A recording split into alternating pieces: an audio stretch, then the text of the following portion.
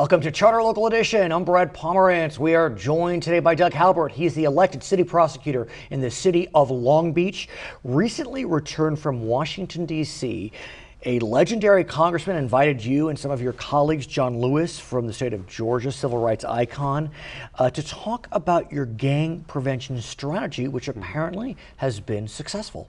Yes. Tell us about it. Well, thank you for having me on the show.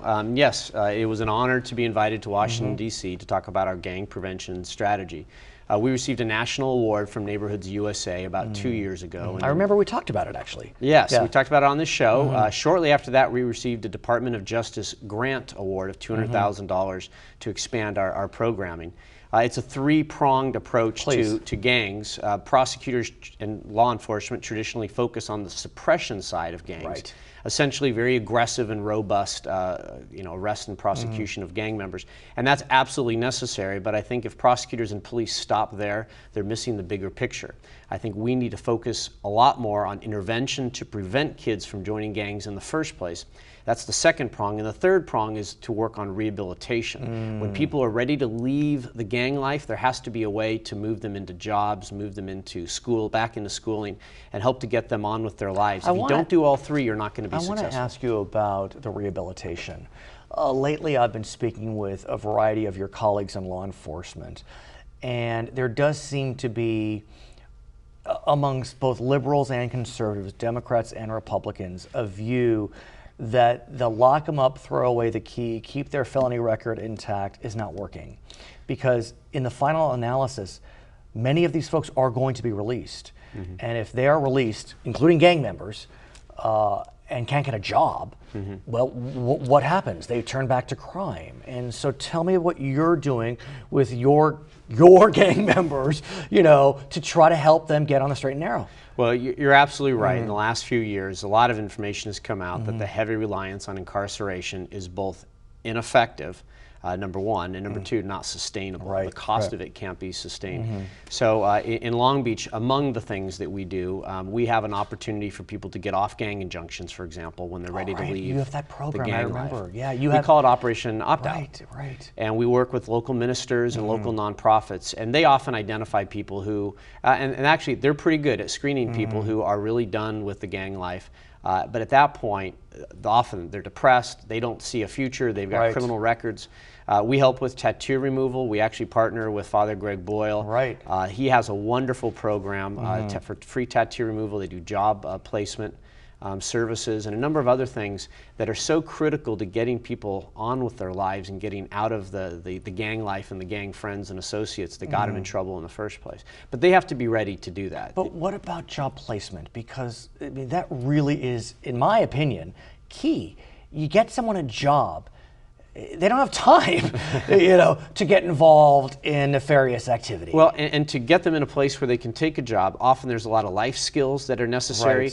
A lot of the active gang members, almost all of the active gang members that I've come across, dropped out of school very early. We're talking 7th, 8th, 9th grade. But what about their records? What about, low-level felony convictions, which are still felony convictions? There are jobs. Obviously, some jobs you're going to be excluded from, but there are jobs. They're out there. Connecting them with those jobs are difficult, but also they have to be in a place where they can take that job, show up to work on time, have the skills necessary to pass a job interview, to fill out an application. So when you were in D.C. and otherwise, clearly the fact that you're focusing on rehabilitation seems to be a highlight. Was it discussed in your meetings? Are you continuing to push this element? Yes, Operation Opt-Out is a very important part, and as I mentioned, is a three-pronged approach. Any one prong by itself is going to be unsuccessful. So, and I think prosecutors and police often leave those other things, intervention and rehabilitation, to other people and just let them do it. What are you doing? I think we need to get involved in it. And I really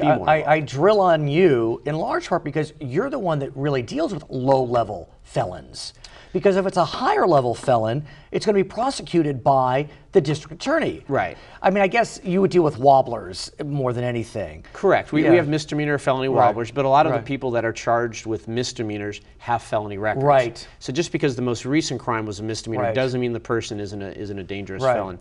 And at the end of the day, we treat cases very, very seriously, and some people need to be separated from society. Again, and put we know in jail that. and prison. We know that. But what do you do about those that don't need that, that might learn from their lesson, that might benefit from an opportunity to get a second chance on a mistake that they made. Our office is a leader in diversionary programs that allow people to be handled to effectively take accountability for what they did, but not through the criminal justice system. One thing you've also been discussing for quite some time is one of the most effective intervention programs to thwart gang participation is the presence, and I'm taking nothing away from mothers, but the presence of fathers or male figures. Absolutely. Talk to me about how you've been focusing on dads and mentors. I mentioned our intervention piece as being extremely important. We focus on truancy. One of the things that we've seen over and over again in the families where there's a high level of chronic truancy, particularly in the earlier years. We noticed that, especially with boys, there's no male role model figure in the household. And families come in all shapes and sizes today. There is no one model that works best. But I will tell you, when we've matched families and children, particularly young boys, with male mentors, we found that we're most successful. Why? And we found that anecdotally. And in doing some research, there was actually a massive study done by the Bill and Melinda Gates Foundation. They did a study with about 1,300 participants, and they found that students who met regularly with mentors were 52% less likely to skip school, 46% less likely to start using illegal drugs, and 27% less likely to start drinking alcohol. Why? In your mind, or what do the studies tell us? I think male role models, more than anything else, help reaffirm the conduct that is acceptable and is appropriate for young boys. Young boys want to model their behavior after somebody else. So if you don't have a male role model that you're close to that's positive, you're going to model your behavior after somebody else. And if you're in a neighborhood with gangs, you're going to model your behavior after the older kids that are now running with the gangs. There are a lot of things that can benefit, not just social acceptance and social skills, but think of how many kids are detached from social interaction with older adults because they have their faces in video games all day long.